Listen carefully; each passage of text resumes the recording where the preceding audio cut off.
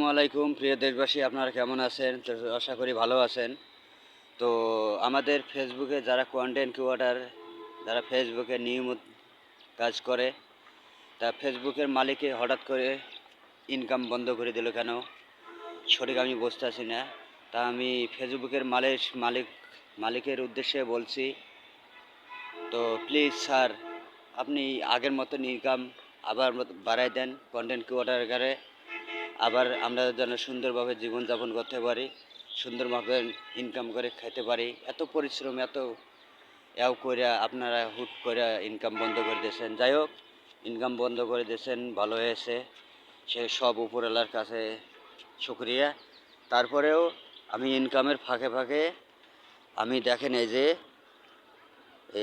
লাউয়ের গাছ গাছছিলাম, এই যে কিছু লাউয়ের গাছ গাছছিলাম, এই যে লাউয়ের গাছ গাছছিলাম, এই গাছ গাছছিলাম, তো অনেক কিছু গাছ গাছছিলাম।